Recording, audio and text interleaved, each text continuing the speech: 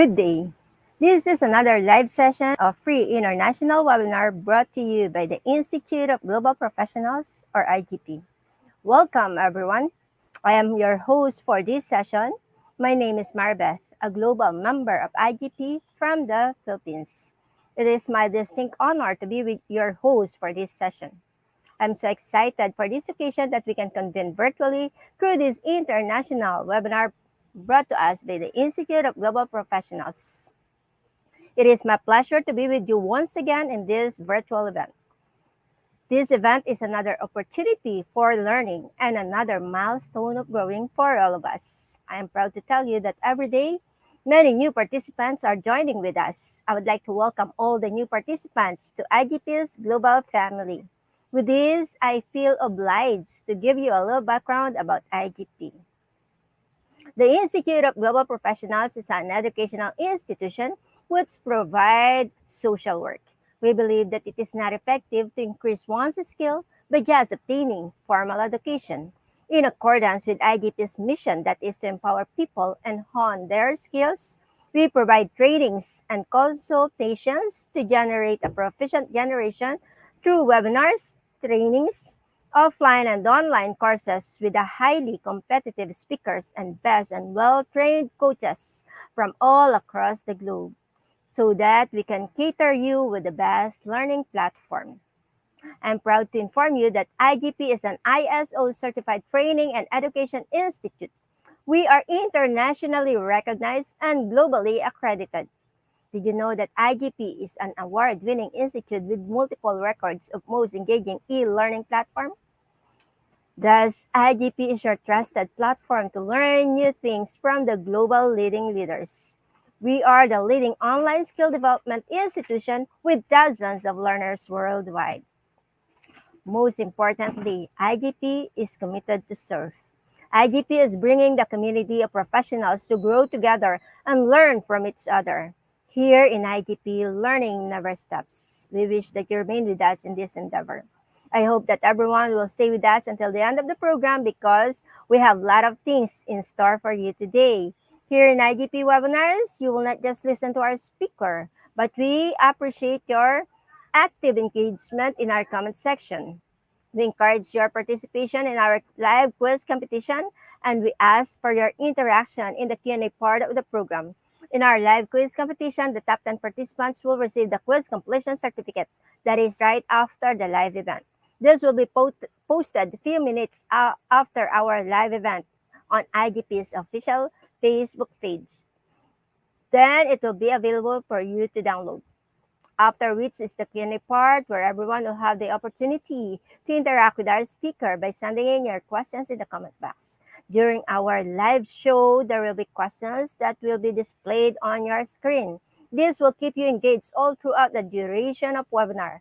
Simply send your idea in the comment section below. Every day during our live session, we award Certificate of Lifetime Membership to the most active, enthusiastic, and consistent participant.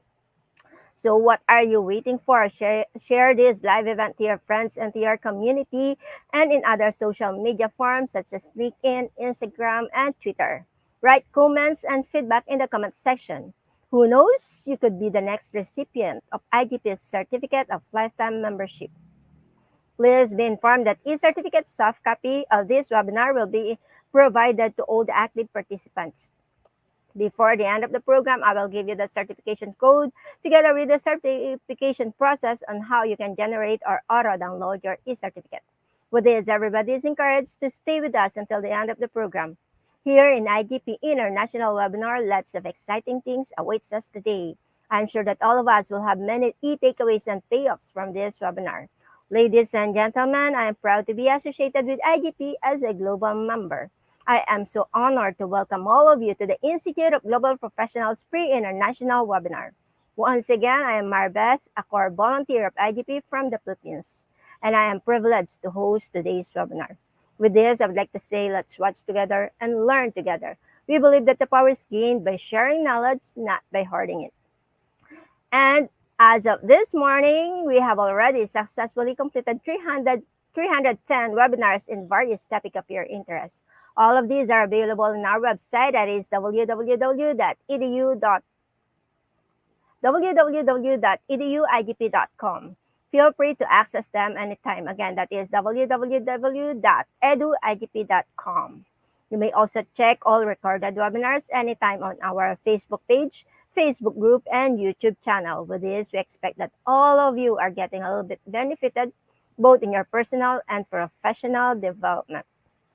From time to time, you may like, share, tag your friends, and write comments. Don't forget to subscribe in our YouTube channel and join our Facebook page, Facebook group, and please give a review on our Facebook page. To those who are with us in YouTube channel live streaming, make sure to click the bell button below to be notified with our live streaming every day.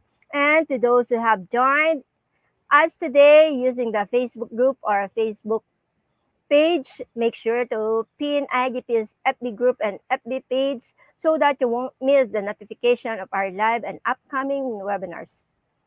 It is my humble request for all of you to support us by spreading the news about IGP's free international webinar to your friends and to your community. It is the only way that we can give back or show our appreciation for IGP. Your support is greatly appreciated. Thank you so much. And before proceeding to our program proper, I would like to greet some of our participants. I would like to say hi to Ma'am Evelyn Maperi. She is our early bird today. Hello to Flomi Salvijo. Good afternoon. Hi to Gemma Benelada. Hi to Pauline Malang. Hello, Marie Per Ganibo and Janine Borja. Carmela Hen is with us today, and also Sir January Sidney. Nicole Largado is with us. Jules De La Torre is with us also. Girlie May Resoso is with us. Hello there. Gemma Rivera and Jaynard Lucapa. Kylie May Villanueva, I hope I pronounced that properly. Maricar Lucenio is with us. Sir Alex Javier is with us also. Minpa De La Torre, hello to you. Bernardo Labao. Girlie May Resoso again. Okay, Nicole Largado. Isaiah Kiang V. Hello, sir. Gemma Benelada. Sir Joseph Navalas plus Sir is with us also. Girlie May is with us. Brian and Cara. Hello, everyone. Good day, everyone. Vishnu Shanan is with us. Hello. Leia M. Fakunla is with us also. Greetings to all of you. Happy watching, everyone. Okay, I would like to request everyone, please use your magic pointy. Let us all click the share button together. Can we do it together? 1, 2, 3. I hope you did. Let me see your response in the comment box. Thank you so much. Please share our live event.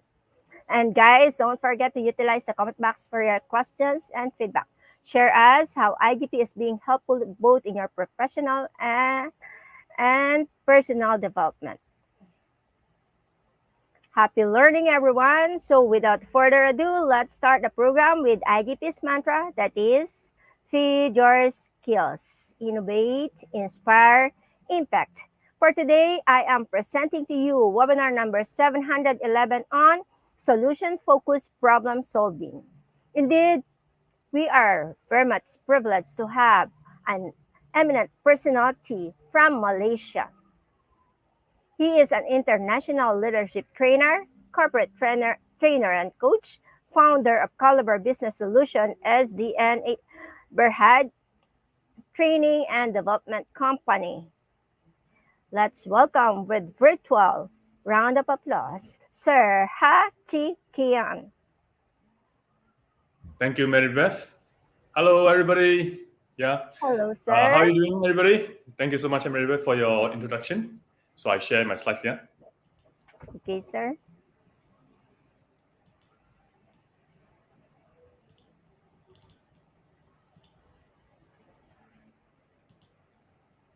All right. So can you all see this? Yes, sir. All right, great. So good afternoon, everybody. My name is Ha.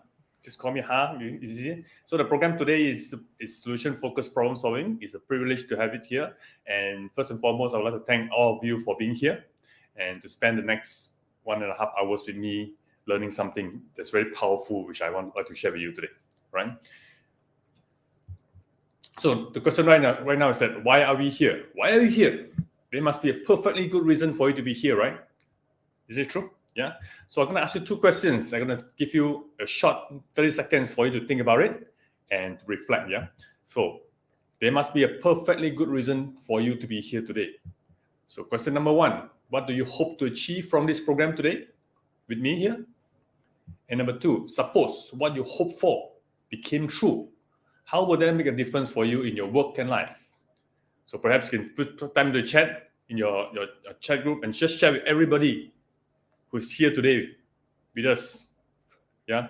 And why are you here for? There must be very good reasons. Can you please share? Just a short 30 seconds. Yeah. Just tap in. Yeah.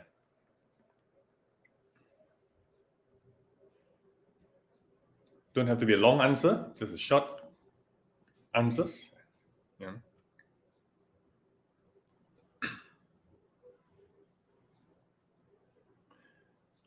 All right. Thank you for sharing. I'm quite sure you all have a very good reason for being here. Yes. So with that, just remember what are you here for, and hopefully I'm going to give you something that's important that you can just take home today. How many of you would like to have something powerful, but especially on problem solving? How can you solve problems effectively? Yes. Yeah. Great. So just a little bit about myself. Yeah, I've been 10 years experience right now in leadership training and development. Yeah, but prior to my leadership training career as a business, I was also an engineer for the last 16 years in engineering, operation, and product development. Yeah, so one of my biggest wins is actually to help a company. My company is an elevator company from 200,000 revenues to 6 million ringgit Malaysia turnover within 4 years. With just only 15 people in the team. Yeah, that's one of my biggest wins. Some of the qualifications I have, you can see here, these are my qualifications, my professional qualification.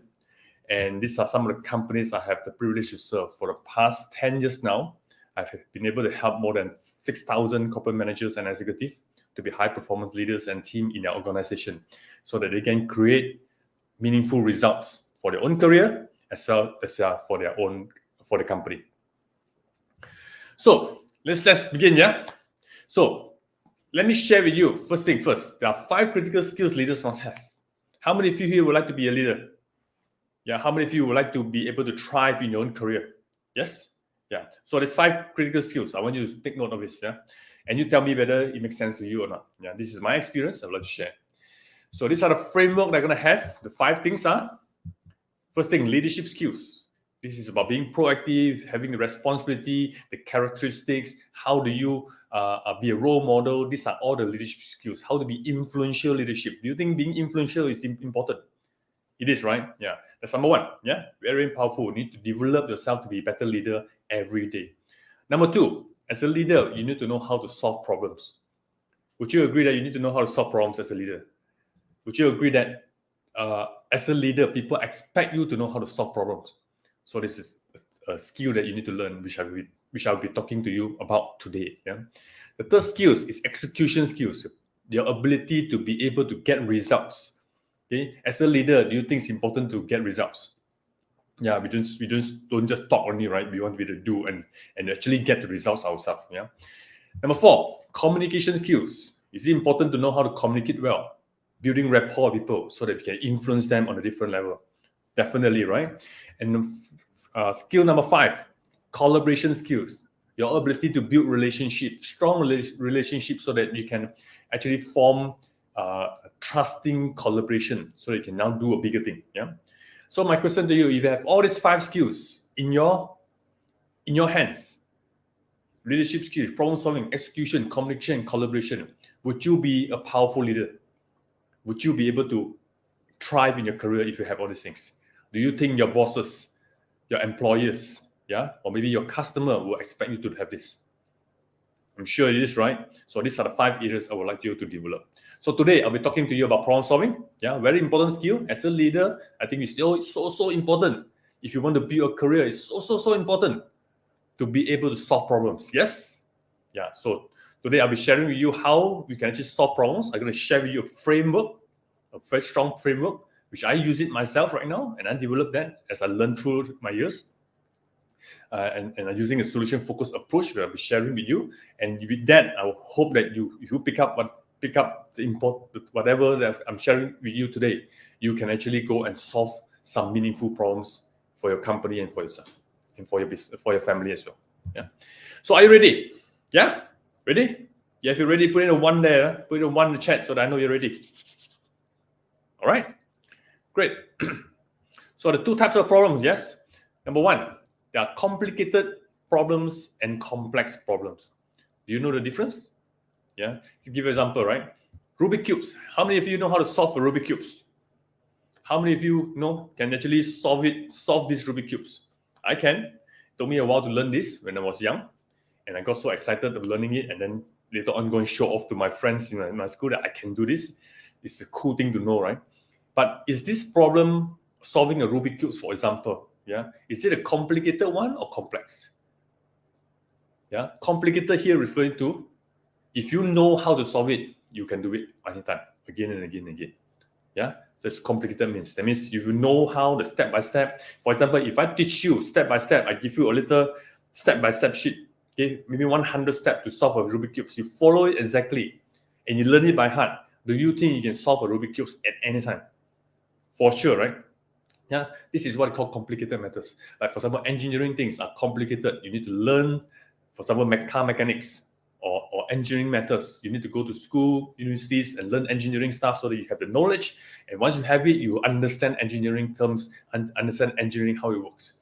Or maybe as a doctor, you went through medical school, become a doctor. Now you know how to have an open heart surgery, and you know this because you know. It's complicated, but once you know it, you are an expert in it, you can do it. Okay, that is complicated, right? But complex, what does complex means? Complex is when everything is all jumbled up, and there's so many interacting system, process, people involved, companies involved, interdepartment, red tapes.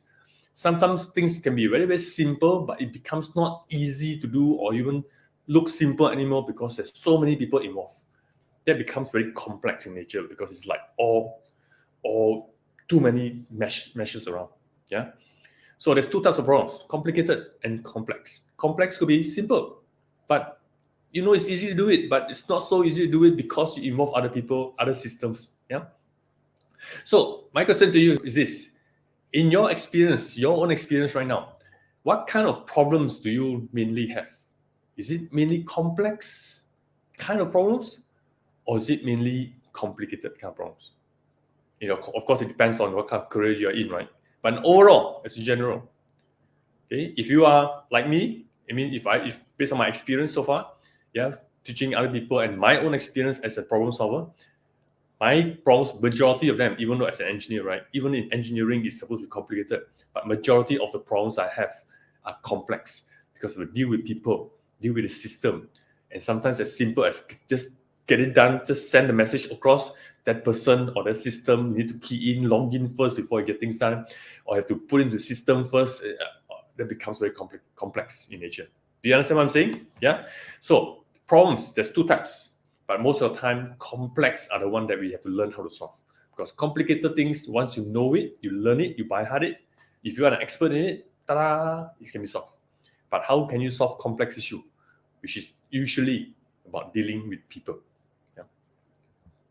So in that case, you need to actually learn the psychology of problem solving. Okay, so I'm going to go through quickly on certain psychologies you're going to have. Yeah. First and foremost, have you ever heard of this term? Every problem is an opportunity. Yes. Have you heard before? Do you agree? Do you agree that every problem is an opportunity? It means every problem you see is an opportunity for you to do something, get it better, learn all kind of things you can imagine, right? Would you agree? Yes. If you agree, the question I want to ask you right now is this: do you see that every problem is an opportunity? You see it first. Because psychology is this: if you don't see a problem is an opportunity, would you take advantage of that? If you see it as an opportunity, you would be excited about it and take advantage, right? But how many of you really think when you see a problem, you're like, come on, bring it on, give me the problems, I'm going to deal with it. I'm so happy about it. How many? If based on my experience, just a handful. Not many people are so willing to take on the problem. Most people look at the problem and say, I'm going to run away. I don't want to be involved because it's so much troubles. Yeah. So with that, the psychology is this. You know this thing about the half full or half empty glass? What does it mean? Do you see this glass as like, no, it's already half filled. I got only half left for me to fill. Or do you see it that, it's only half full. I got another half more to go. So there's two ways of looking things, right? So in short, what do you mean? I'm referring to, are you a pessimistic person or are you an optimistic person? Yeah. You see things pessimistically, no chance anymore because people have taken half. I only have half more to go. Yeah. Or do you see that, I still have another half more to go, still got chance? That's being optimistic or pessimistic, right? So the thing is, how do you view a problem? And this is where being a problem solver is so important for us, the psychology of it. Yeah. If you are seeing a problem as troublesome, as a trouble, right? Versus someone who sees it as an opportunity. Which one falls in what? The pessimistic sees what? Trouble or opportunity? The pessimistic person will see it as trouble, right? Whereas an optimistic person, or an optimistic person will see it as trouble or opportunity. Will see it as an opportunity. Yeah. And how does it relate? Yeah. Because people who see this as a trouble will look at it as a risk. Yes. You see the problem as risky. No, when you're seeing it as risky, right? What are your emotions behind it? How's your emotion? Fear, right? You're feeling fearful, right? It's risky. You are better to do it. Be very careful, no? And you worry about it. A lot of worries. But if you see this as an opportunity, even though it seems to be risky, but you see this as an opportunity, right? What do you see? You see it as a reward, right? If you can do this right, it could be rewarded. And when you can be rewarded, what is your emotion? What are your emotion? Yeah? Excited, right? Yeah, yes, I love it. So, being an optimistic and pessimistic, let me ask you, in order to solve a problem, if you are a pessimistic person, do you stand a chance to solve a problem? 0 to 10. Do you stand a chance? Almost zero, right? Because you see this as troubles, you're running away. But if you are an optimistic person, do you stand a chance of solving a problem? You have a chance. In fact, you have a high chance. Yeah? That's why you want to be an optimistic person. So if you are a problem solver, you must always be thinking about how can I be optimistic. So in other words, let's look at a crisis, right? For example, we have crisis today, yeah? And people look at the crisis as, problems, challenges, right? Let's look at the real situation. We have a pandemic, the COVID pandemic. It's just past 2.5 years.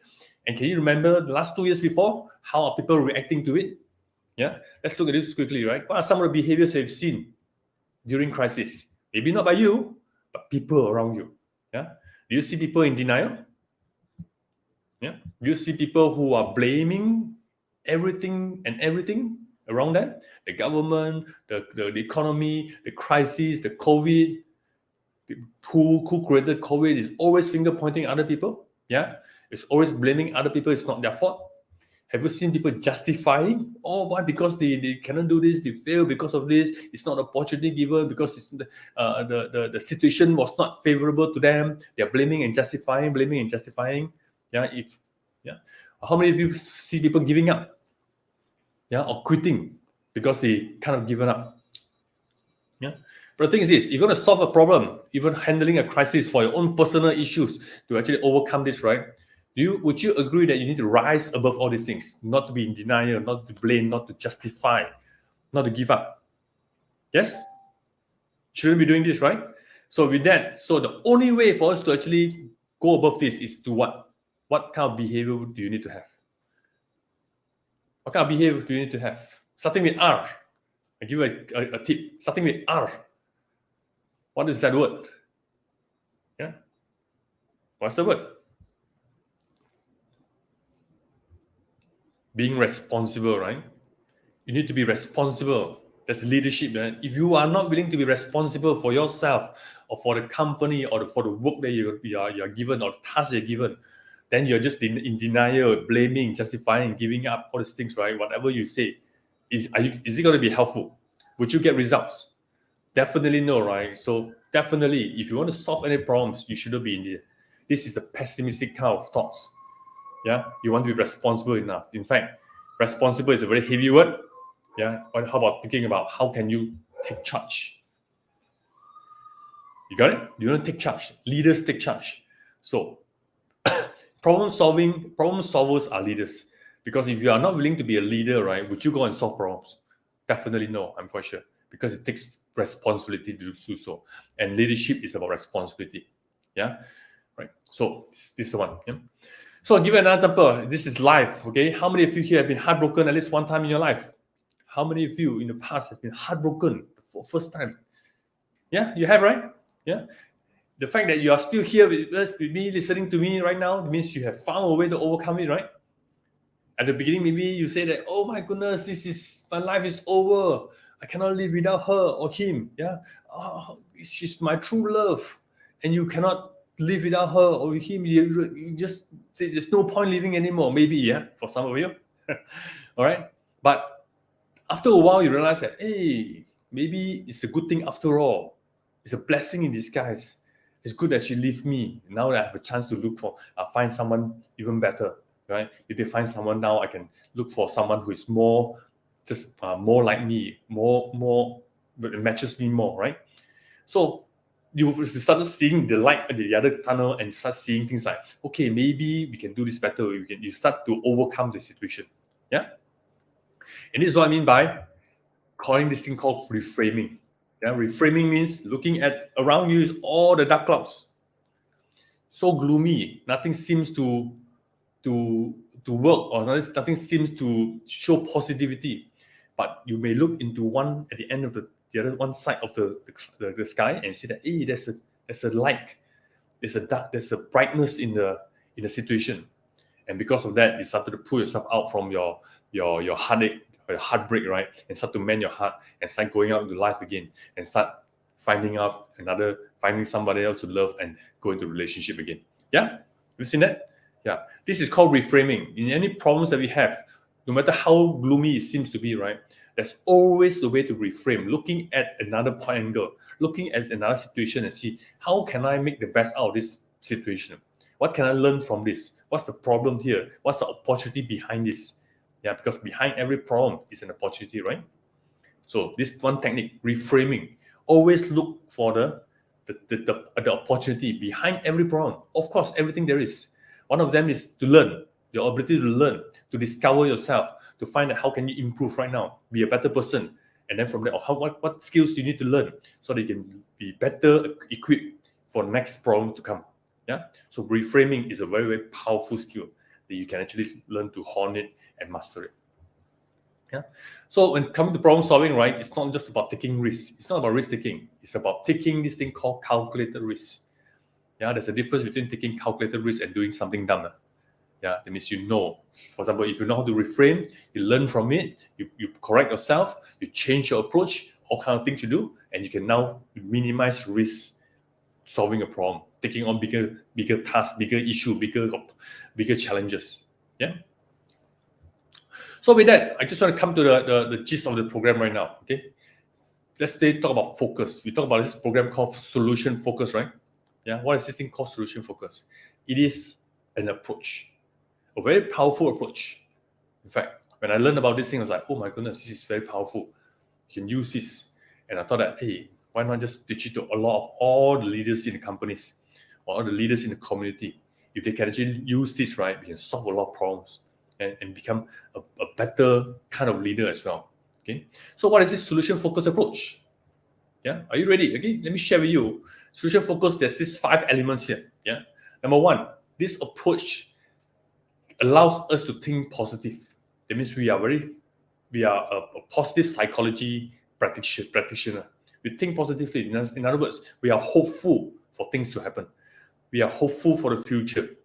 Yeah, we always look at the bright side.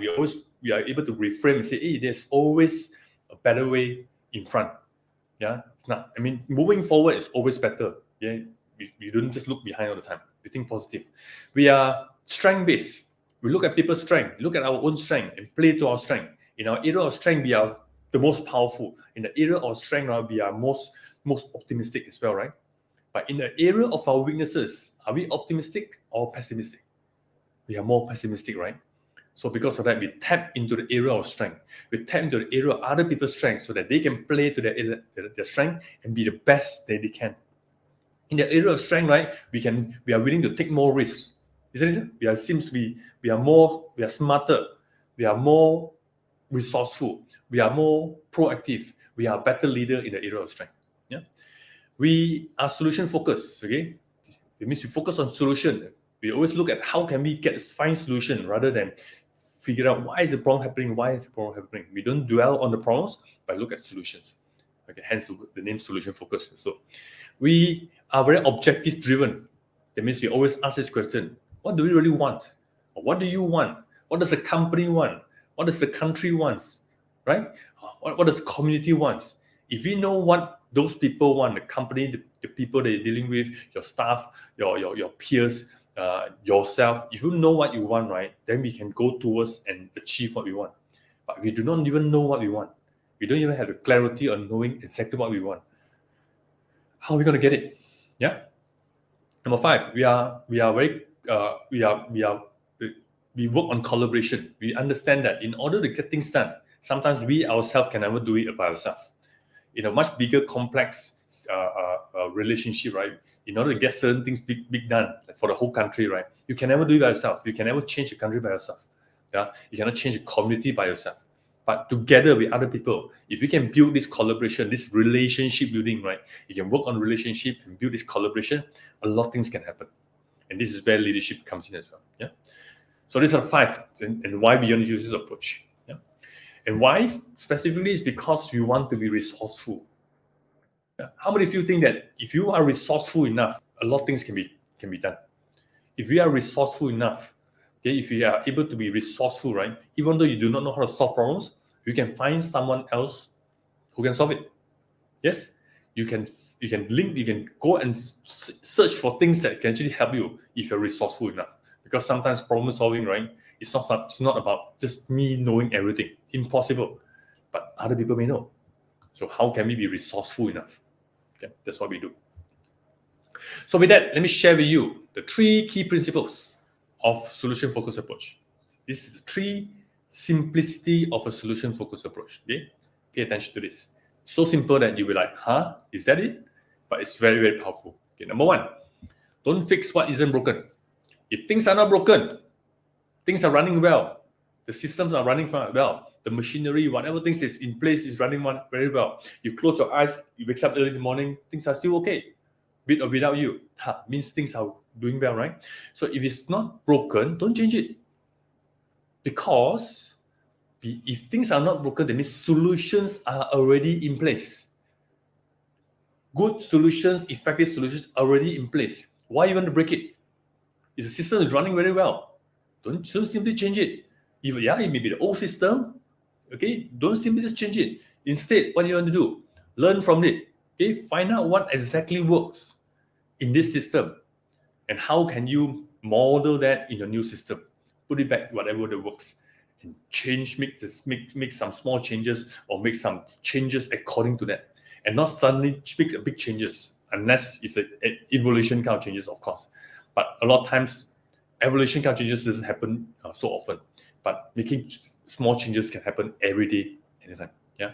So number 2 is find out what works and do more of it. Things are already working around us everywhere. If you really pay attention, open your eyes, look around you today. Look around at how people do things. Look around at how other people do things. Look around at how your competitors are doing things.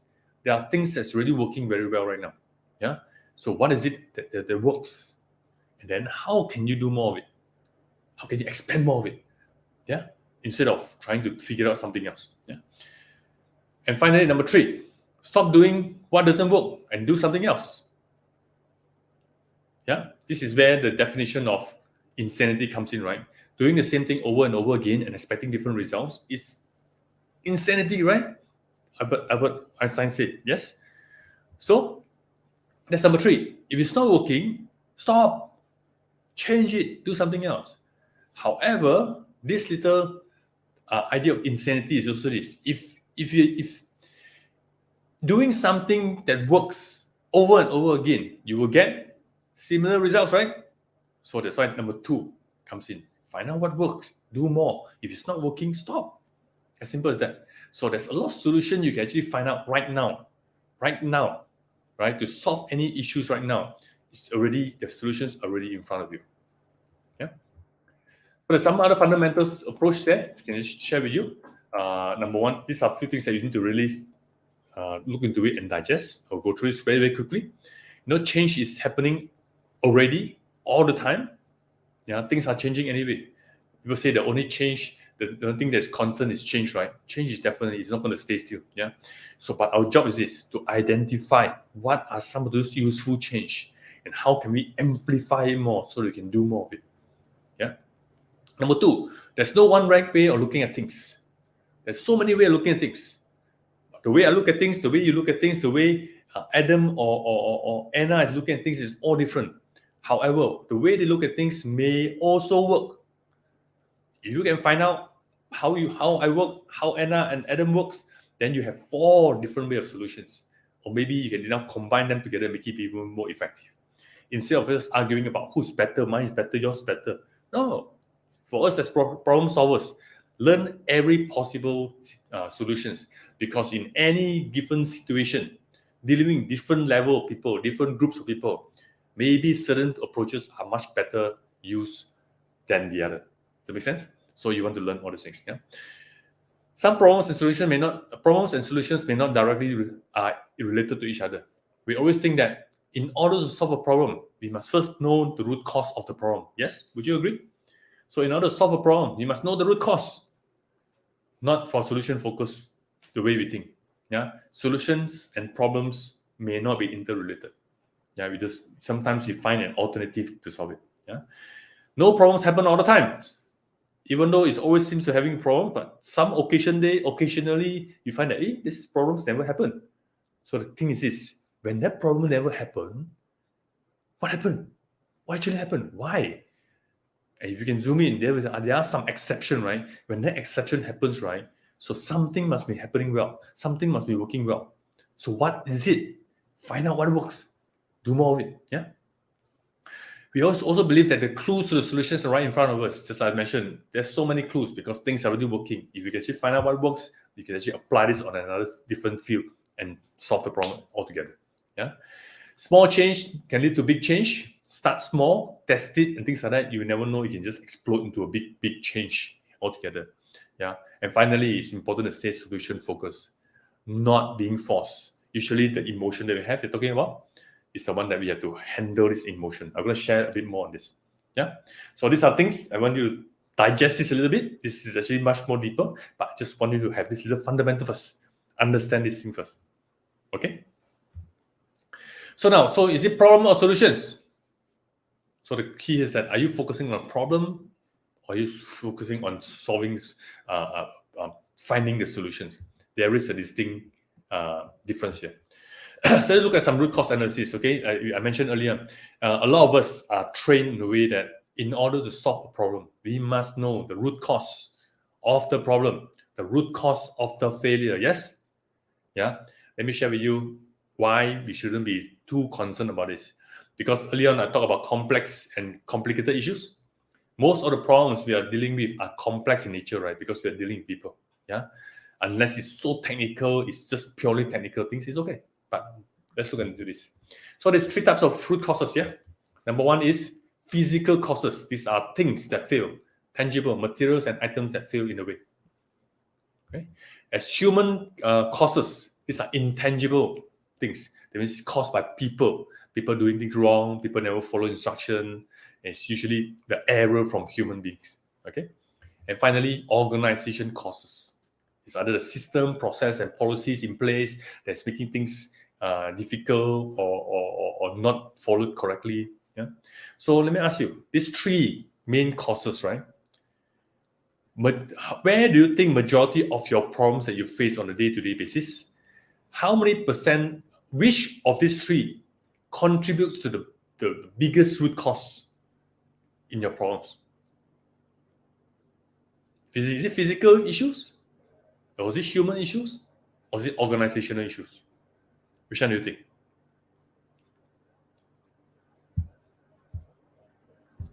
Which one do you think? Yeah, if you are like any all the people that I've interviewed before and talked to them or trained before, human causes are the main thing, right? It's usually dealing with people, right? The human making a lot of errors, right? And hence we say we are only human. That's why we make mistakes. And there's so many of this because of human causes. Sometimes not intentionally because we want to do it. It's just that we make mistakes or we never follow procedures or we're not trained properly. Hence we do causes a lot of unnecessary problems. Yeah. And because it's human related, right? That means in other words, you're going to use the fingers and point to where the root cause is. Where do you think the fingers are pointing to? Is it physical issues, human or organization? Human, right? So the root cause is human related. In fact, the organization causes are handled by humans. Yeah. So even though you have a policies, but the person who is or it's the people that actually responsible with the system and policies and processes. So two this combined together makes up the biggest human causes, directly and indirectly. Yeah. So now that you know that if the root causes are human, do you want to keep finding out what the root cause? You know it's most likely is human. And as a result, because of that, we don't want to be talking about problems so much because you know it's going to be human related. Unless it's a very technical issue, like engineering, design of certain machineries, or in the medical field, but how do you cut open and heart open surgery? You know what I'm saying? Or maybe in the case of pharmaceutical, it's about testing of medication, things like that, or medicine or designing. Unless it's that, right? So we just want to just go straight to how can we overcome human issues, find the solutions. So you don't talk about problems so much. Right? Yeah.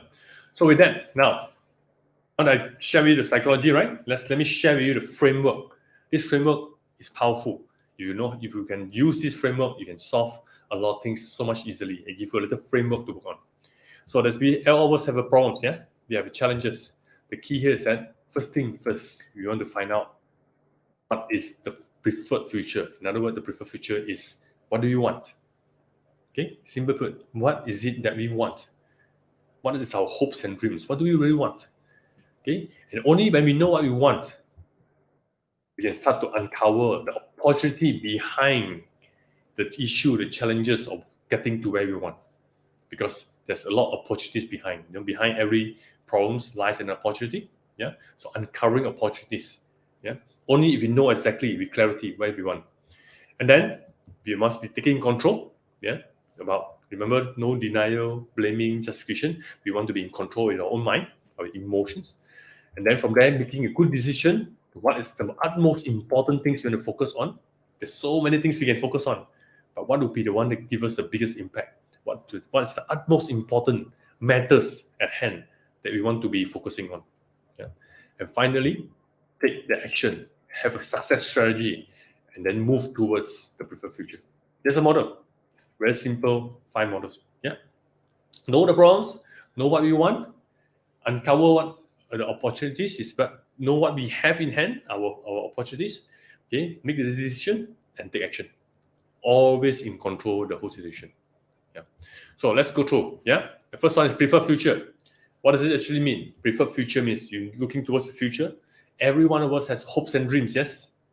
Yeah. Everybody wish for something. You know exactly what we want. So in a very simple layman terms, we talk about goals, hopes, dreams, wishes. Everybody wants to go somewhere. Everybody has a good reason for going somewhere, right? So you need to know exactly what is it that you want first. What do we want to achieve? Why do we want to achieve it? Why is it important for us? What's the goal that we want?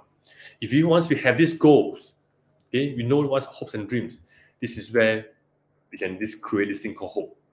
Because it's only through hope you can become from a pessimistic person, become optimistic. Because when you have hope, right, what does it give you? When you have hope, you have possibilities, right? When there's no hope, nothing is possible. But when you have hope, there's possibilities. And this is where we want to always establish what do people want? What do you really want? What do they want? How can we ignite their hope? Because with their hope behind it, everybody has hopes and dreams. we have possibilities. And with that possibilities, now we can think of solution. Yeah. So that's number one. Again, knowing with clarity what you want. So there's 3 questions I want to give to you right now. Please write this down. Yeah. Please write this down. Okay. 3 questions which I recently learned from one of the guru. Right? Okay. In fact, when I learned about this, I said, hey, this is powerful. I'm going to use this. I'll use this back. Yeah. First thing, ask yourself or ask whoever you're helping out, what do you want?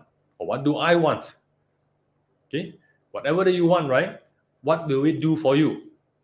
What will it do for you exactly? Okay. Is it important? It's question number 3. Okay. Question number 1, what do you want? Question number 2, what will it do for you? And number 3, is it important? If the answer to the last one is yes, then go and get it. Okay. Or go and help the other person get it. Solve the problem for them. Solve the problem for yourself, because this is an important goal, the important matters that you want to do. Okay. That's number 1. First thing, clarity first. You need to know exactly what is your preferred future. Okay? So only then, now you can start to uncover opportunities. These are all the doors that's available. You want to open the doors. Okay? There's so many doors. These doors can always lead to that. But which is the best door? You can never go into every door because it takes time. Right? But you want to be able to open the right door so they can get the best results, best solutions to everything. Yeah. And this is where we talk about using solution focus, about using the torchlight and start to illuminate and find out what really works. And how do you do this? By actually illuminating strengths and resources. There are people with strengths, find them. There are resources that you can tap into, find them. Find out what are these strengths and resources that can actually help you. Go and search them, highlight them, bring that up, do more of them. That's what it means. Yeah. So this was scaling technique here. Yeah. Try to follow with me here on this. So for example, on a scale of 1 to 10, 10 meaning this is where your preferred future is, your goal, achieving your goals is 10. 1 is very, very far away. That means you are just starting, right? So where are you right now? The question is, where are you right now? Yeah. Assuming X is where you are right now. X. Okay, say X. So from 1 to X, assuming just say use X as 4. We're 4 right now, right? So if you're at 4 right now, the question we would like to ask is, what have you done to get to 4? How did you get to 4? What is it that you've been doing well that you know how to get to 4? Because 4, X is 4, is better than 2 or 3, right? That means you're way in front. If your X, for example, is 6, oh, good, 6. That means you have gone all the way to 6. It's still better than 5 and 4 and 3 and 2, right? Yeah. Assuming that X is just 2, never mind, just round this at 2. Great. Okay. But 2 is still better than 1, right? So what have you done to get to 2? So here we want to always look into what did you do? How have you been successfully getting yourself to X, or in this case 4? Yeah. Instead of being problem focused, is more like from X to 10. Hey, why are we at X? How come we at 4? What happens? How come we at 4 and not at 6? How come not at 8? And you started to look into all the potential weakness that you have. Why are you not doing this? Why are you not doing that? Isn't that more negative? Are you thinking positively? First thing, before you even go into this, why can't you be at 8 or 7, right? We want to acknowledge, why have you get to X? Or how did you get to X? Not say why. How did you get to X? Because if you know, you study, and you find out how you can get to X, then you know how to get to X anytime, right? Because now you know exactly what needs to be done. Yeah. And only then, once you're at X, you want to move one small step to Y. How can you move one small step? So in simple terms, that W is where you already accomplish. Okay. If you know what have you accomplished so far, how to get to 4. Even though 4 may not be very ideal right now, but still you reach to 4. That means you know, hey, I know how to get to 4. Isn't that building confidence? Wouldn't you have more confidence right now? You get back to 4, I can know how to get to 4. You know exactly what needs to be done. Yeah. X is where you are right now. Y is the next step. Then from X, what are the next small steps? Say from 4, say where's the next step forward? I want to get to 5. So how can you get to 5? And this is where you're going to explore. What have you done from 1 to 4? 1, 2, 3 to 4, right? What can you expand? What can you do more? What is it that maybe you can enhance a bit more? You can get yourself to 5. Yeah. So there's a lot of techniques here about asking questions. How do you ask questions specifically? Because the question that we ask can actually get this result. Yeah. So the way we want to do is that being appreciative. That means you want to be appreciative of what got you to 4, what got you to the X. Yeah. And finding why am I doing it better than the rest, the other person? Or how come he's doing better than me? Because if he's doing better than me, I can learn from him whatever I'm lacking, and I can now take the solutions and make it better, right? And now I myself can get to 4. Give an example. So we are doing, for example, me and you, we are doing the same problems that we're doing, right? And I'm facing some challenges. I'm only at 4, but I discovered that you are at 6, and we're like, okay, great, you are at 6. Instead of saying that, why, how come, why am I at 4? How come all these things? If I can be now solution focused in thinking, right? I'll go to you and say, okay, what did you do differently than mine? What is it that you are doing that I'm not doing? If I were to follow exactly what your steps, your methods, is it possible that I can get to 6 as well, just like you? Of course, right? So the question is, find out what works for you, and how can I also do it, and then expand more. Maybe I can get above 6. Yeah. So be appreciative of how things works, and don't question why is it. In fact, use it first, and then learn from it. Yeah. So how do we do this? Actually, we want to find out about this 4 simple question. Okay. Opportunities makes up of what's available right now, right? It means find out what works right now. What's working is solutions already in place. And what other possibility that we can actually tap onto? Yeah, there's so many type of possibility. Okay. Let's look into this. Number 1, I mentioned so many times. Find out what works, right? What's already working? Is solutions already happening right now? Yeah. If it's not working, and if it's working right now, don't fix it. Just go and study it and find out what exactly is working and how come it's working so well. If you know that, can you do more of it? That's it. Second thing, find out the exceptions. Sometimes this problem that we are facing, maybe yesterday you have lesser of the problem. Okay, or maybe last week you seems to be able to solve the problems better than today. So question is, why? What is the exception? How come that day you can do it, but not today? That's the question you want to ask, right? Because if you can do it better yesterday, for example, means you have done things differently, maybe, or you have something is there to support you, maybe there's some other resources that they are in place that you can make use of. That's why you can do it better. So if you were to study all these things, find out what is the difference that day compared from today, and maybe that solutions that could be a potential key to solving this problem. Now you can move from 4 to 6, because yesterday you were at 6, today you're at 4 again. Most of the time you're at 4, but yesterday you were at 6. What did you do differently to get to 6 yesterday? Study that, right? And you can find solutions from that. Yeah. Sometimes how you get yourself to 4, right, is because you have certain strengths, certain knowledge and skills that you have, certain experiences that get you to 4. Given to another person, they may be just only at 2 or 3. Okay, given to another different person, they may be at 7 or 8. It's because they have different strengths or certain strengths at play, certain knowledge, know-how, knowledge and skill sets they have. As a result, certain experience that they have, that's why they can get to the level of 6 or 7 or 8. Yeah, whereas you are stuck at 4. Yeah, so figure out what are the strengths required. How can you develop that strengths if you have to? Or how can you find someone who have this strength to do it? Figure out what's the knowledge and skills that you need to learn so that you can now do it better. Yeah, learn the experience necessary so that you can get yourself to the next level. Does it make sense? So you can actually ask questions like, what are the strengths required? What are the knowledge and skills that are required? What are some of the experiences I need to actually get myself involved with? Yeah.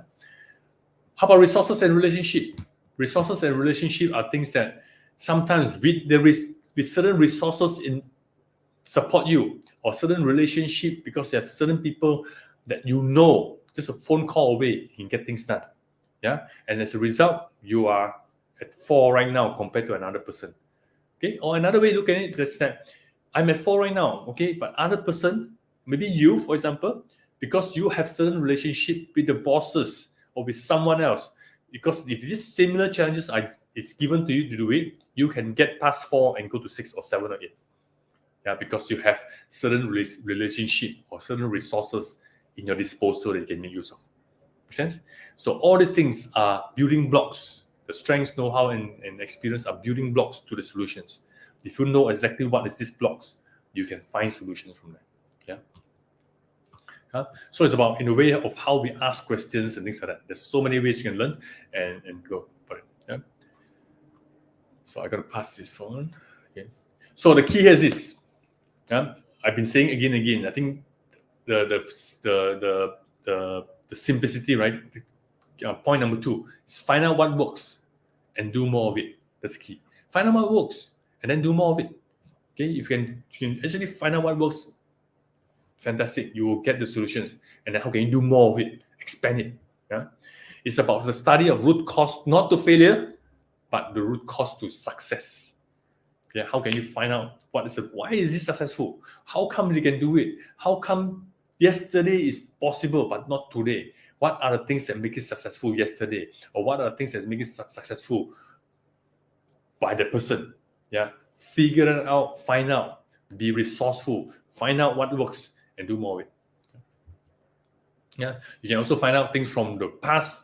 In the past, what has done before, presently, what is working right now, and future, what could be possible that can make it happen tomorrow. Yeah, these are all the possibilities that we want to ask this question. So as you can see, right, all these things is about collaboration approach, right? Because a lot of times you can never figure out by yourself.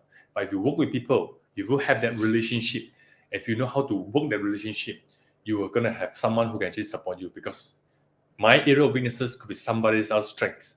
Yeah, someone else may have certain know-how, knowledge, and skills that they can actually tap into. Yeah, somebody may have different kind of resources you can tap into. If you can actually build relationship, you can actually have this collaboration to make it work. But if you don't build that relationship, then sometimes you're going to have a lot of resistance because that person may not be there to help you. So number 3, I just talked to you about preferred future, uncover opportunities. Now let's talk about taking control. Okay, taking control is very important. Yeah, you need to be in control, because when you are solving a problem, you need to be in control of the situation. When you don't have it, if you are not in control of the situation, can you solve the problem? It's going to be much tougher, right? So you need to be control. But you can never control a situation that is beyond your control, right? So, but you can control one thing for sure, 100% of the time. Who? What? Okay, it's you, right? So that requires leadership. That means you yourself, you need to control what specifically what your thoughts. Okay, how you think. Remember, being optimistic and pessimistic was the beginning. Okay, don't go into denial, don't blame other people, don't justify and everything. These are all the emotions of fear and scarcity.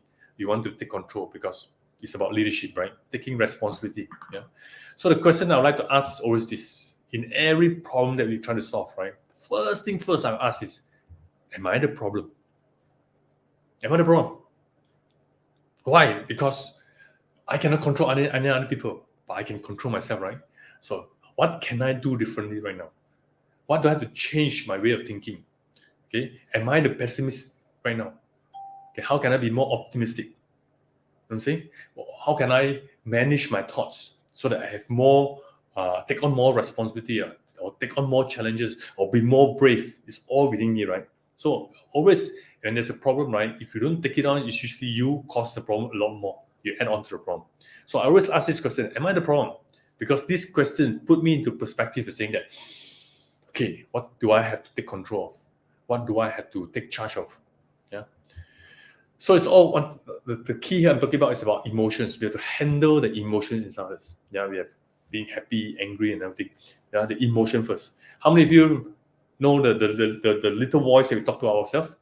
The one that keep having the thoughts and we have to argue and debate. Sometimes you get frustrated, we fight over it. You know the little voice that we talk about, the self-talk.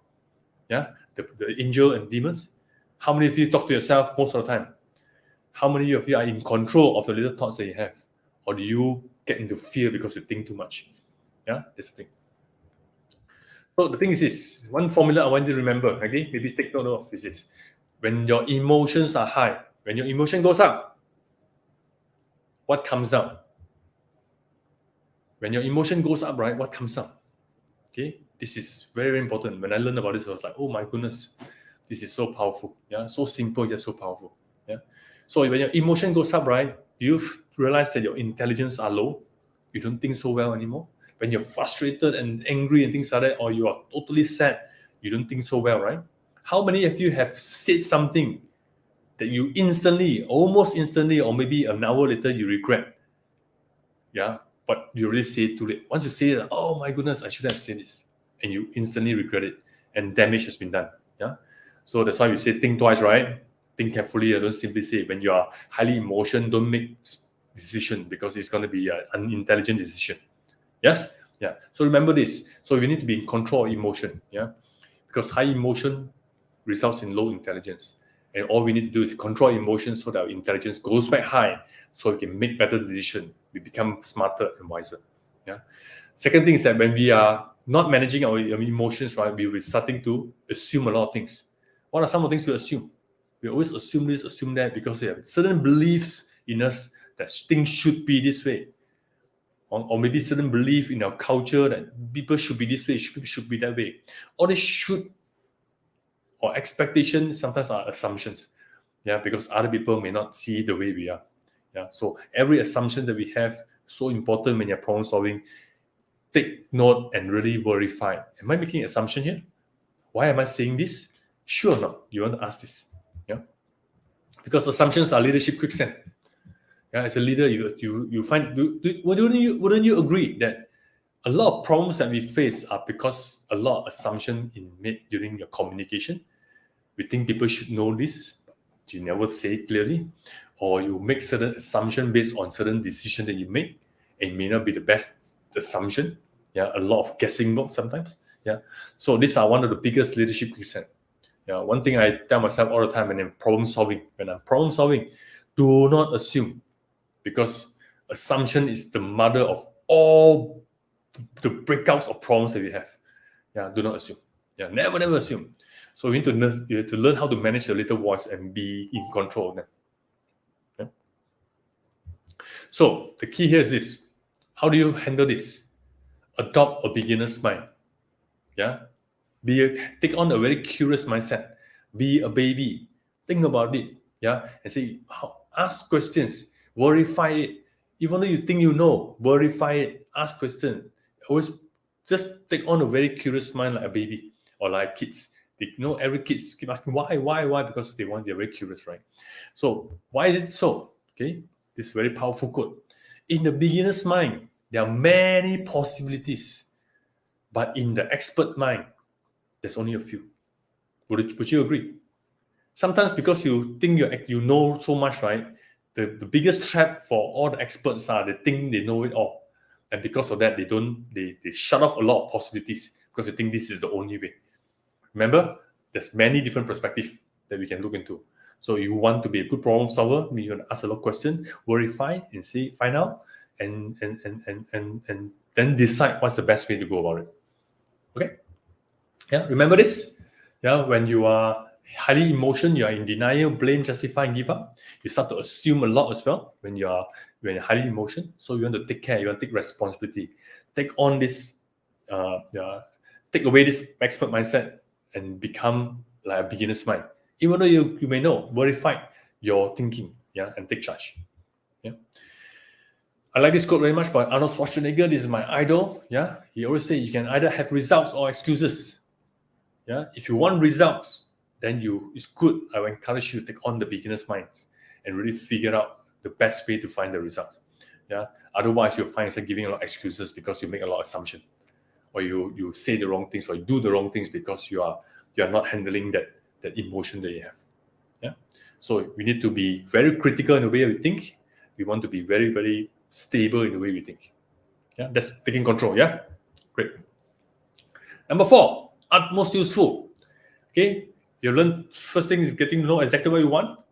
Uncovering opportunities is knowing what we have in place.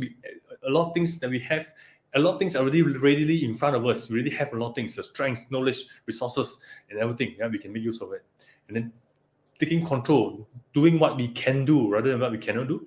And now, once we have all these things, then you want to be able to, when you have a lot of solutions, right, you want to be able to decide on what's the best outcome that you want to get. What would be the best key to open the door? Which door? Because you have so many keys. All are solutions. Which solutions works better, gives the better results? And this is where decision making comes in. Yeah. If you learn about 80-20 rule, right? 20% of the effort can actually result in 80% of the results that you're looking for, or the outcome. So the key here is that how can we find the best thing to focus on? What would be the best thing to focus on so that we can get 80% of results? Or would you rather do 80% of effort to get 20% results? No, right? There's so many things you can do. Everything can get the results, but which one give you more meaningful outcome? Yeah, and this is where we want to be able to go at analyzing, figuring out what's the best way to go about it. Yeah, and with this, I'm going to share with you some of this the 4 quadrants here, or the 4 rings here. Yeah, right at the top, things that is not urgent and not important. There are things that is urgent, coming down a bit on the blue zone. Things that's urgent but not that important. Yeah, but in the red zone, it's things that's urgent and important, things you must do, right? Yeah, and how about the green? Green things that you know that you should do, things you should do, but you never always find the time because it's like you can still wait. But you know that right in the center, if you can focus on that, you can actually make a lot of big changes. But because it's not urgent, you don't do it. We as human beings are always into things that's urgent. We work on things that's urgent. We act on things that's urgent, right? As a result, we are always at the blue and red.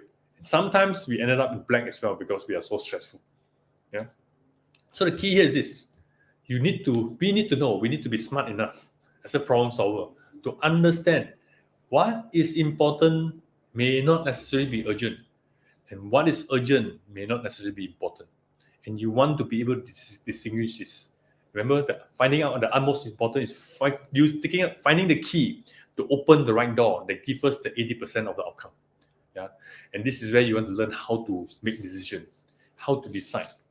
And how do you actually improve on this is when you work on the opportunities. Every time you are doing it, every time you are figuring out whatever works, if you are actually focusing on your torchlight on things that is working, solutions that's working, trying to figure out what works, why is it working, have this curious mindset and see why is it working? How come he can do it, I cannot do it? How come I can do it, the others cannot do it? How come the other company can do it, we cannot do it, right? We ask all these very, very curious questions because solutions are already there and you will discover good solutions. The more you do this, the more experience, the more knowledge they're going to get, the more intelligence you're going to get, right? And then you can decide better and better with this experience that you have. Make sense? So this is something you need to hone. Sometimes you're going to make mistakes, but you want to learn how to decide. Yeah. So the key here is you want to do what really matters most.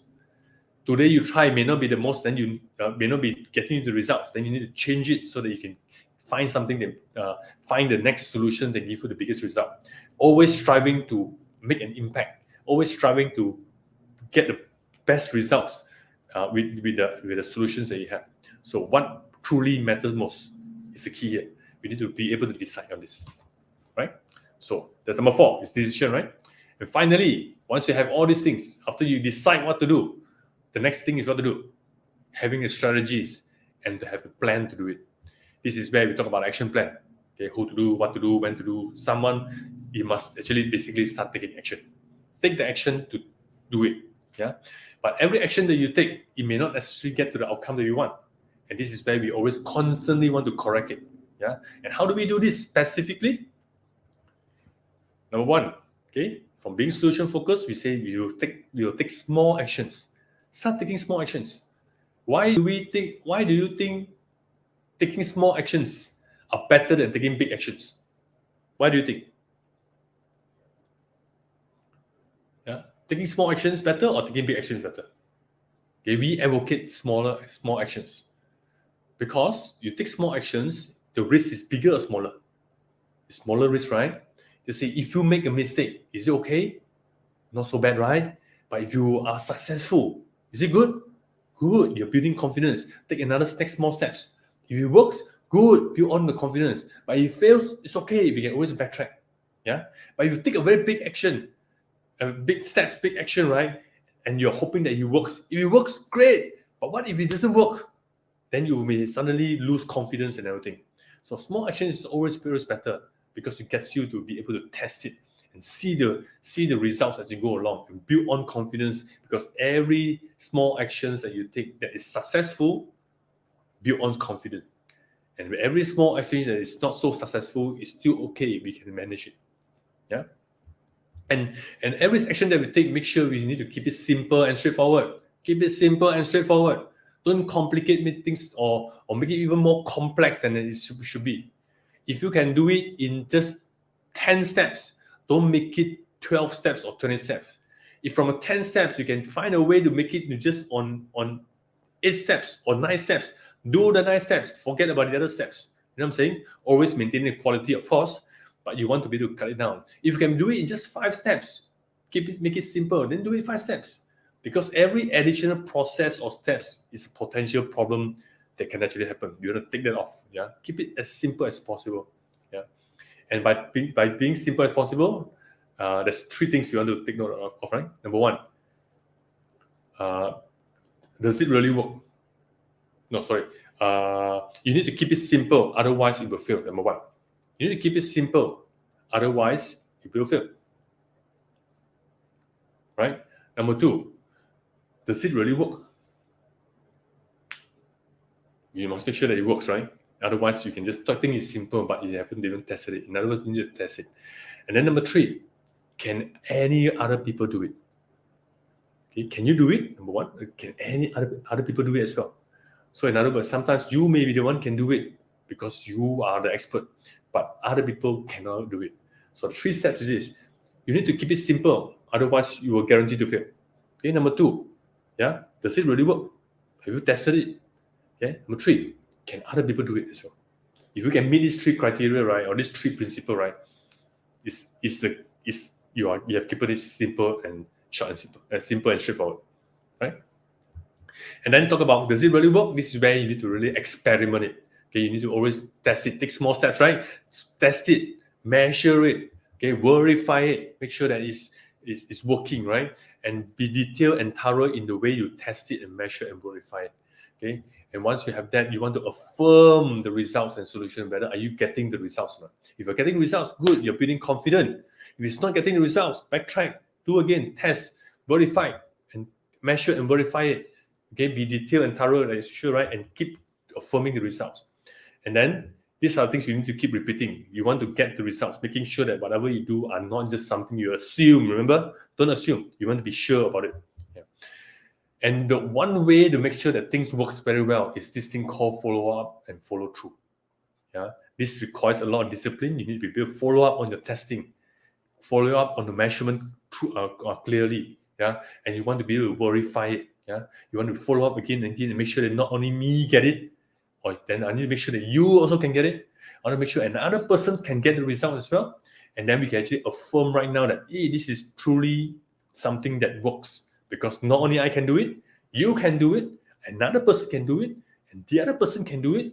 Now we have a truly powerful solution that we can actually roll out to every other people do it. Yeah.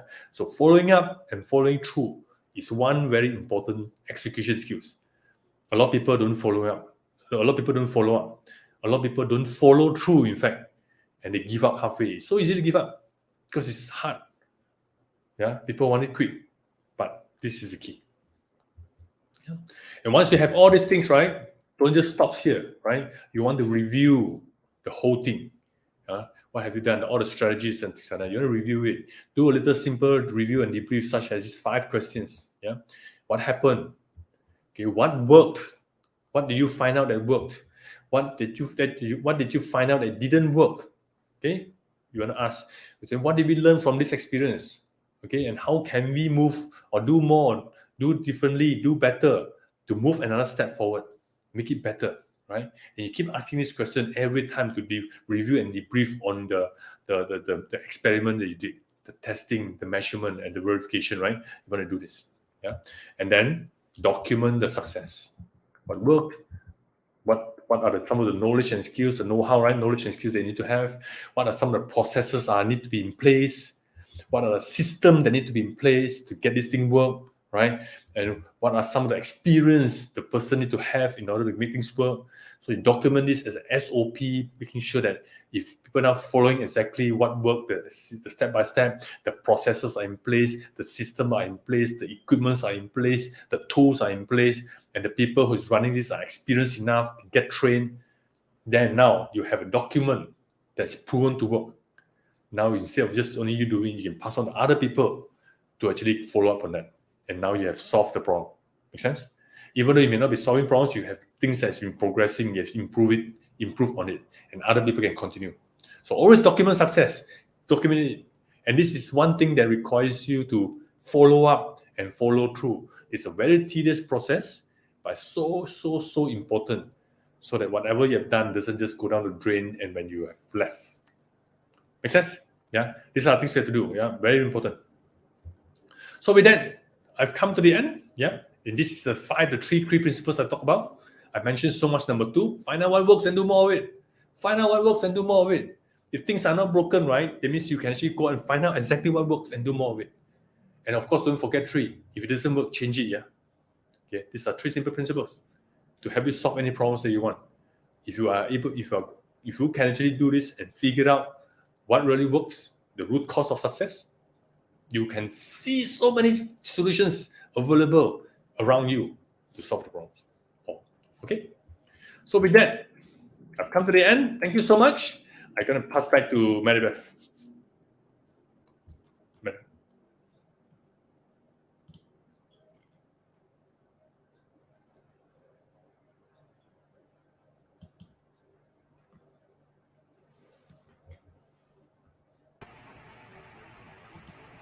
Thank you so much, Sir Ha, for that very interesting discussion. Here are some of my takeaways from your discussion. One thing that I like most is when you mentioned that every problem is an opportunity. That is very interesting. And another thing is that in order to solve the problem, we need to know the root cause and not the solution. Okay? And last thing that I would like to mention is about the keys. Keep it simple and straightforward. Those are some of my takeaways for today's discussion.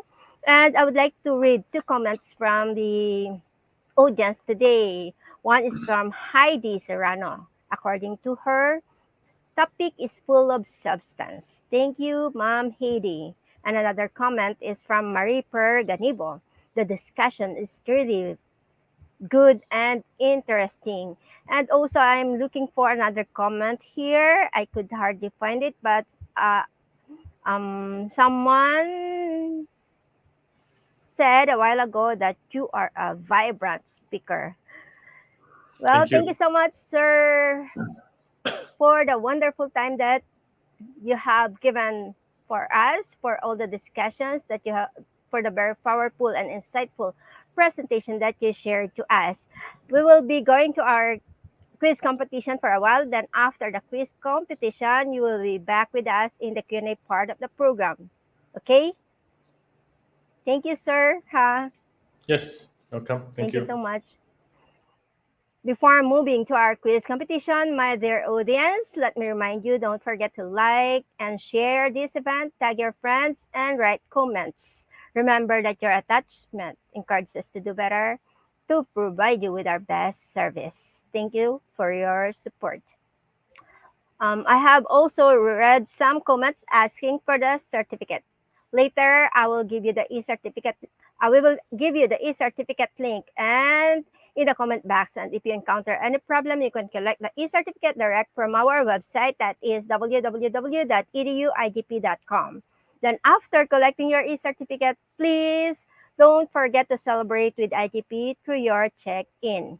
At this juncture, we will now proceed to the most exciting and anticipated part of the program, that is the live quiz competition. Afterwards is the Q&A part. I would like to encourage everyone to join our live quiz competition. There are 3 ways of joining.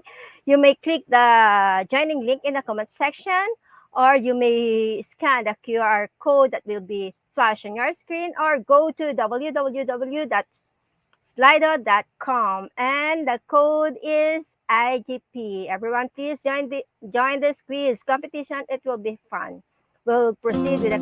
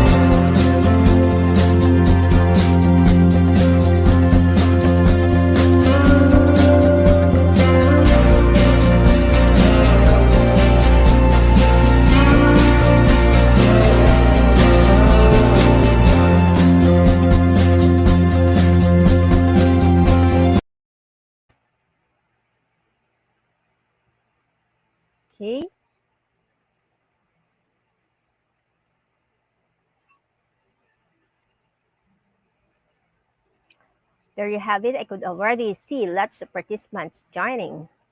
Right at the moment, we have 36 participants.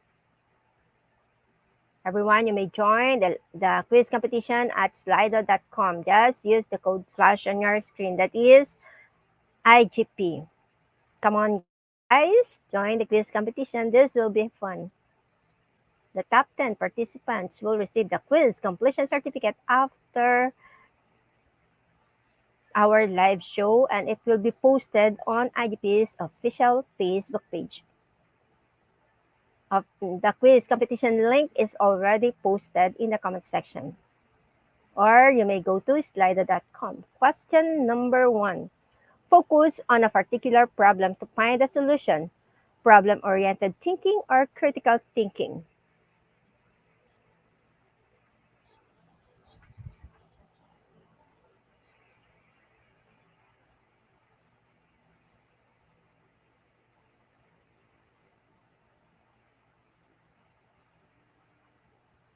%69 answered problem-oriented thinking.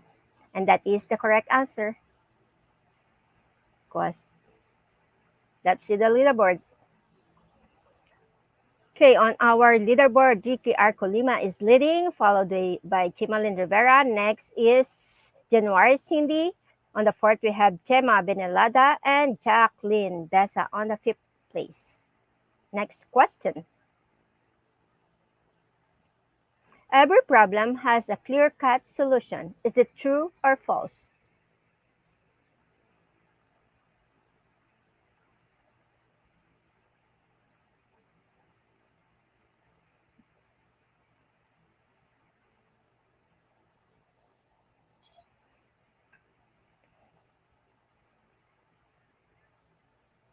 %82 answered true, but the correct answer is false. Only 18% of the participants were able to get the correct answer correctly.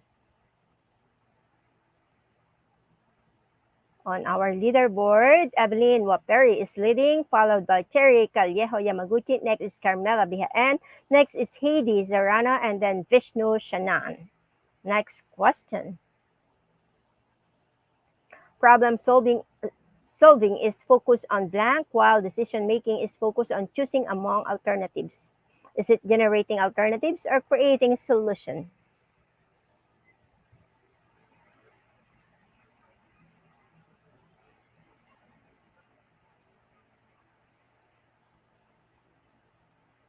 And the correct answer is generating alternatives. Only 39% of the participants were able to get it.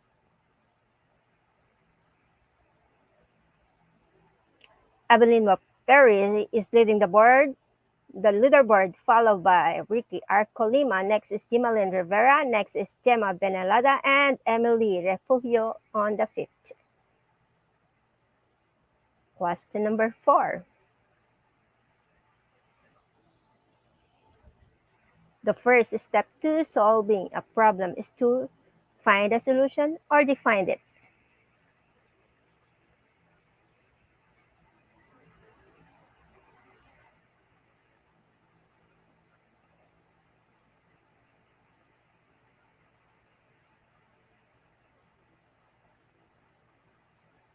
%89% answer defined it, and that is the correct answer.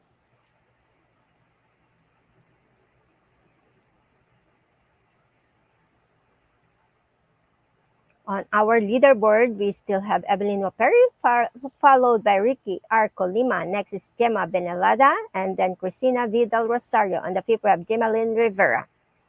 Question number 5.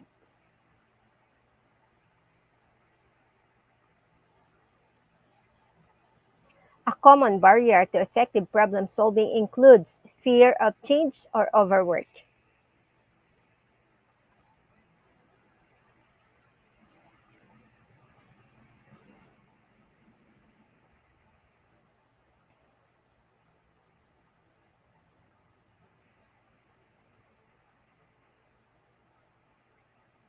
%97% answered fear of change, and that is the correct answer. Good job, everyone.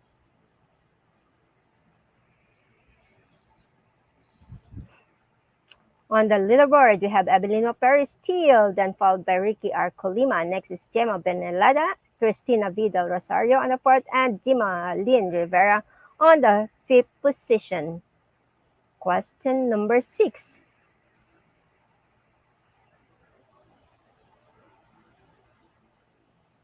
Which step is not a part of problem-solving skill? Identify the problem or try every solution to come up with.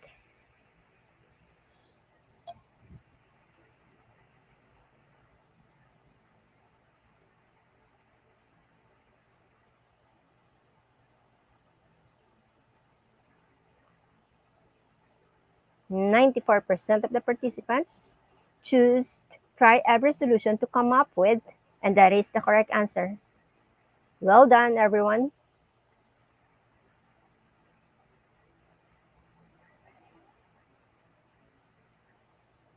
On our leaderboard, Evelyn Perry is still leading, followed by Gemma Benalada. Next is Rika Arcolima, then Cristina Vidal Rosario, and on the fifth we have Gima Lynn Rivera. Nice job, guys. Question number 7. Stating a problem helps you keep on track and focus on what you are solving, or must be specific, detailed, leaving no one with questions.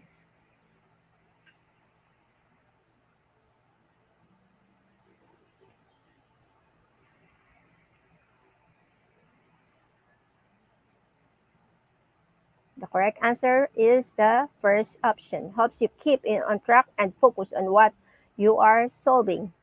89% of the participants were able to get the correct answer.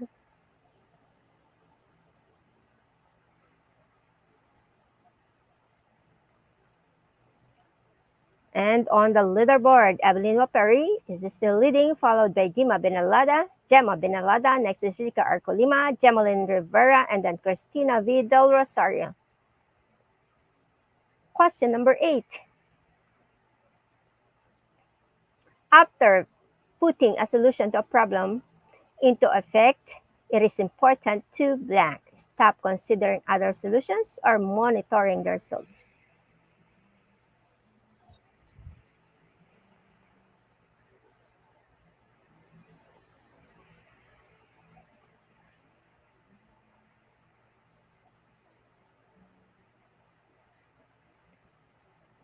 The correct answer is monitoring the results. 83% of the participants were able to get the correct answer. On the leaderboard, we still have Evelyn Wapuri, and then Gemma Benelada, Rica Arcolima, Cristina Vidal Rosario, and Gimalyn Rivera. Question number 9. Solving a math problem using the distance formula because other problems were solved that way. Is it confirmation bias or mental set?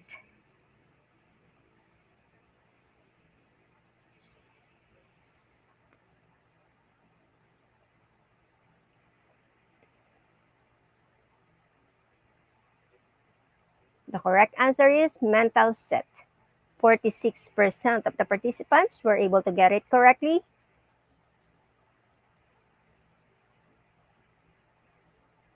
On the leaderboard, we still have Evelyn Wapuri. Next is Gemalyn Rivera, Jamyang Llamo, and then JB Aprecio and Gemma Benalada.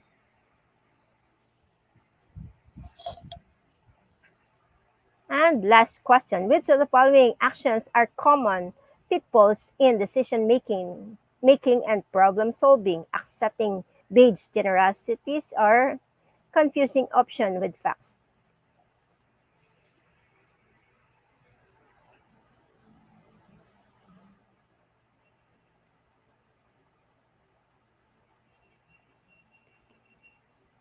Accepting vague generalities is the correct answer.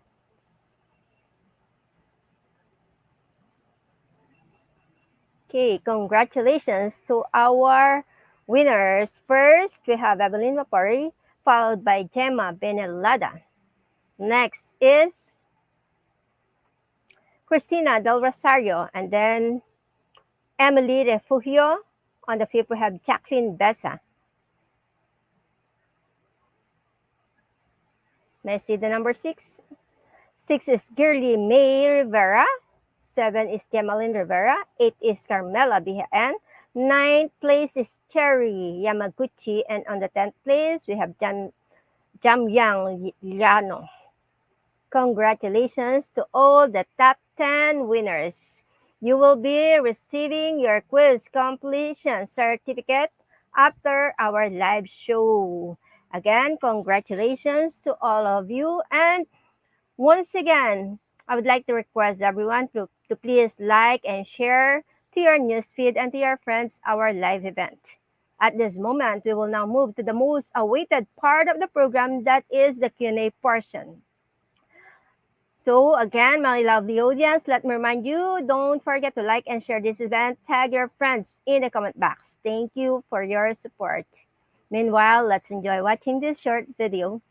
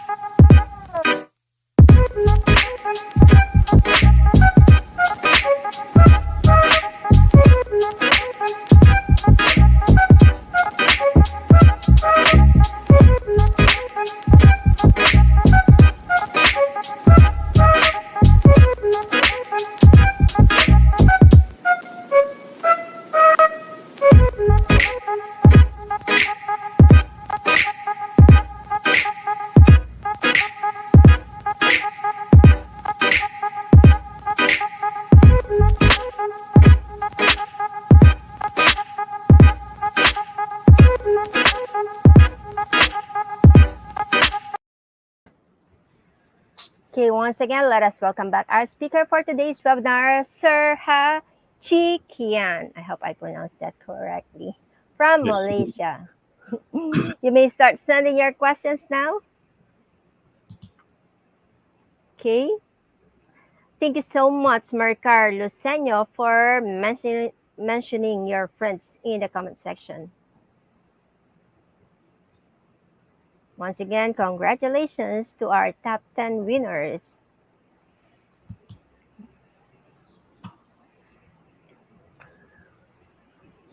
Please send your questions now.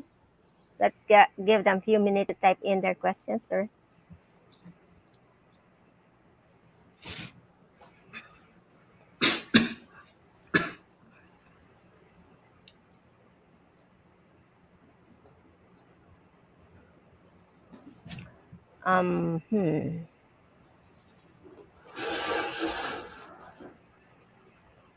I have a question here.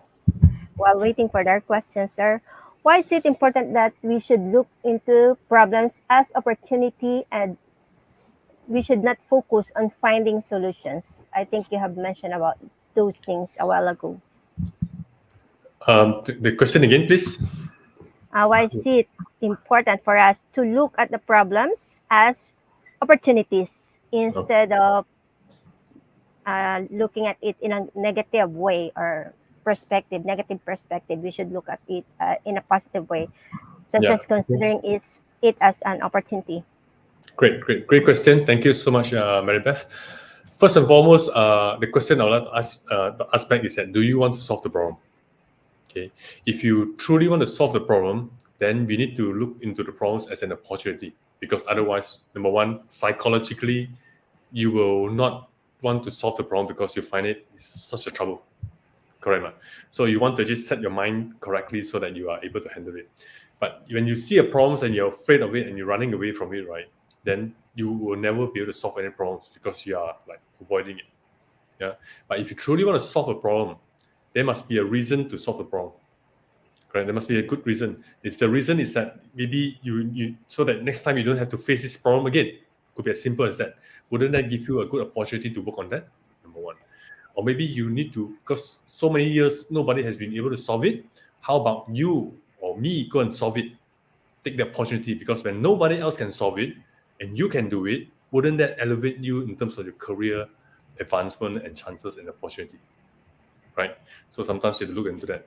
And number three, I think the most important, if I can encourage, is this: if you are working in a company and you are being hired, your bosses are hiring you to solve a problem. If you're running away from a problem and not doing anything, it's not going to be very helpful for your career, right? So you are expected to solve a problem. So learning how to solve a problem can actually help you in your career, because those who actually know how to solve a problem has higher value, isn't it true? Right? Yeah. If you can solve problems, your boss will love you, right? And you will actually like you more. That means you will give you more opportunities because you can solve it. So I think it's so important for us employees, or even for a customer. If you can solve problems for your customer, as a business owner, your customer will love you as well. Yeah, that's what they're paying you for. Okay, thank you so much, sir, for that nice answer. Great answer, actually. Okay, we have our first question from Carlos Senyo. Sir, good day. What if someone will not consider your ideas as solution to the problem? What will you do? Right. Thank you, America. Right. Okay. Very, very good question. The thing about problem solving is this: a lot of people can give a lot of ideas. Yes.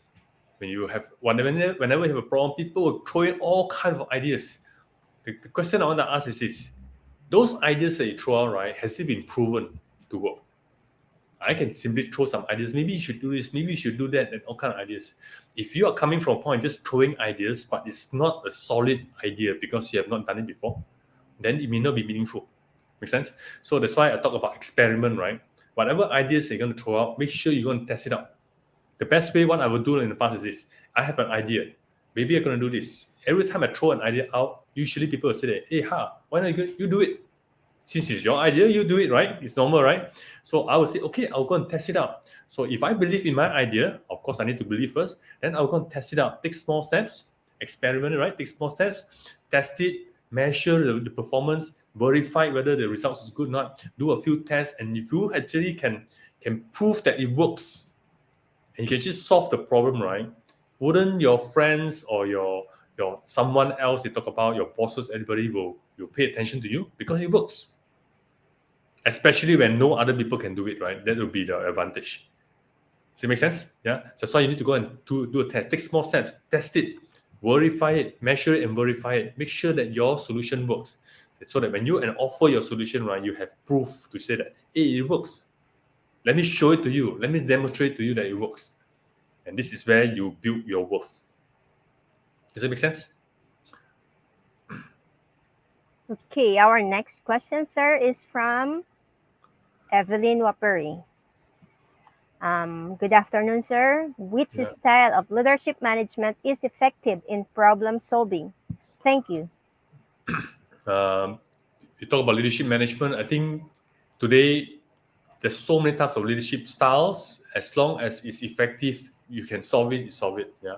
However, you have to be very mindful. Sometimes some way of a very dominant kind of a leadership style, that means just do as I say, and you force people and you push people. You use authority, right? Sometimes that may not be so effective, depending on what you're trying to solve. If it's something very critical, it's in crisis management, something has to be done right now because it's dangerous, there's safety involved, and health and safety involved is dangerous, then that management style is important because you have to follow my instruction or get out because someone else's life is in the stake. But you're going to solve problems on a bigger level, for example, where things going to improve for the future. And when you improve things for the future, it's for every other people, right? So sometimes a more holistic or more empowering kind of leadership style will be better. So in short, there's no better way. If it works and it helps to empower other people to do more things and to actually make things better, and not just because you want it to be, but everybody are inspired by it, that'd be a good way. Yeah. So leadership by example, by role modeling is something that I always encourage. Wonderful answer. Next question is from Jacqueline Bessa. Hi, sir. How do you deal with negative team members? How to help? Thank you for your answer. Good question, Jacqueline, right? I just mentioned about role modeling, right? Sometimes negative team members, is it negative to you or negative to all the teams? Yeah. So if it's a team member that is very negative to everybody, then it's something that we need to maybe take action if you need to handle him. But most of the time, my experience is nobody are negative to. I think usually they are maybe negative to me only because of the way I do it. So if you're a leader, right? If you want to become a leader, because I always say leadership and problem solving comes hand in hand. Because if you have to be a leader first before you can solve a problem. If you're not willing to be a leader, you will not want to solve a problem. You don't care, right? But if you want to solve a problem, but you don't want to be a leader, it's going to be challenges. However, if you want to be a leader, but you don't know how to solve a problem, then it's going to be challenging, right? So now, when to deal with team members is one of the challenges that we have. So I will always say that becoming a better leader, becoming a better person first. You need to be able to gain the respect from that negative team member. Maybe he doesn't see you as one. Maybe because whatever things, okay, maybe you have certain conflict with him before or her. Yeah. So you want to actually grow yourself to be a better leader, be a role model. That means you want to walk the talk and demonstrate whatever it is. And then slowly you want to actually try to influencing them back. Yeah. Usually negative team members are because they don't see you as a leader they want to follow. So it happens. Yeah. Sometimes it's human interaction, but you want to work yourself to be better leader. Thank you so much for that beautiful answer. We need to gain their confidence so that they will not be negative towards us. Thank you, Yeah, in other words, sir. learning to influence. That means you need to learn influencing skills, how to influence them to you, right? That's the thing. Yes. Thank you, sir. Let me see if we have more questions. Any more? I don't see any question at the moment. Well, I guess that completes the Q&A part of our program for today. On behalf of the whole IGP team, together with the participants for this session, I would like to express our heartfelt gratitude for the valuable knowledge that you have shared to us, Sir Ha. Thank you so much for sparing your precious time with us. Thank You're you, welcome. thank you, thank you.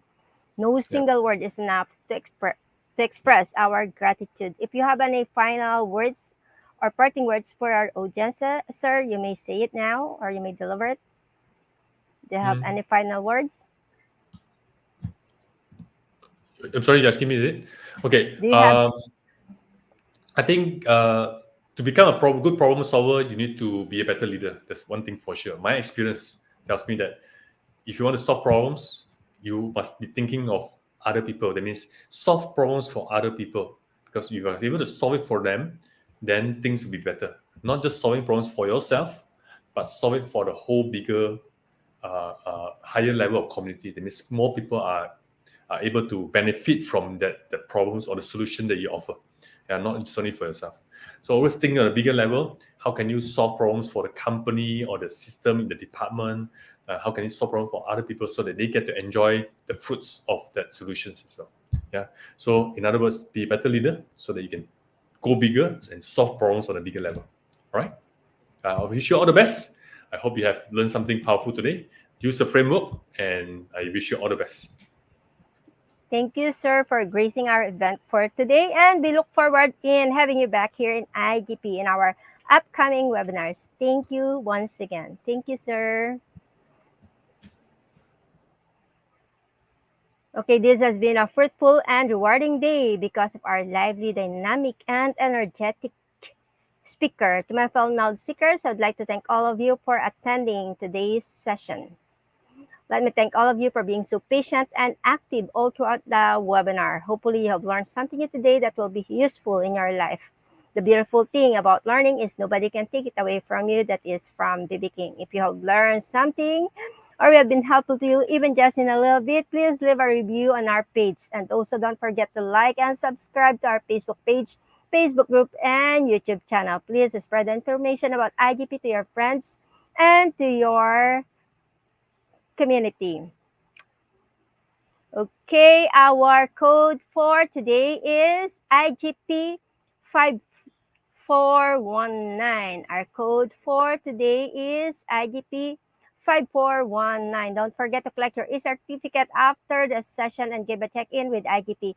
You may collect it from our website or through the link mentioned below. Today's date is July 31, and this is webinar number 711. The title is Solution Focused Problem Solving with speaker named Ha Chi Kian from Malaysia. To collect your e-certificate, please go to www.eduigp.com. Make sure to log in using your account. And if you are new, please create an account, then click free webinars.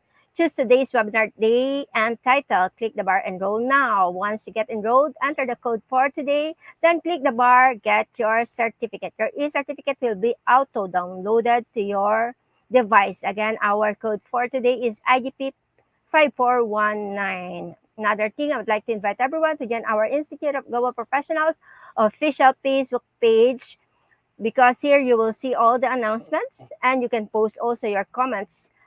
Everything that is regarding about IGP and our CSR team will be ready to help you. Well, that concludes our program for today. To all IGP Free International webinar participants, thank you so much for your unwavering support and for staying with us. Thank you for your active participation and engagement. Thank you for your heartwarming messages. Remember, IGP is always here to render you our best service. To the team IGP, congratulations for another successful live session. This has been a worthwhile event and rewarding experience for all of us. We hope to see you all again in our next webinar. All things work together for good to those who love God and to those who are called according to His purpose. Thank you so much. Stay happy and stay safe. Again, this has been your host, Marbeth, from the Philippines, signing off. To God be the glory. Bye, everyone.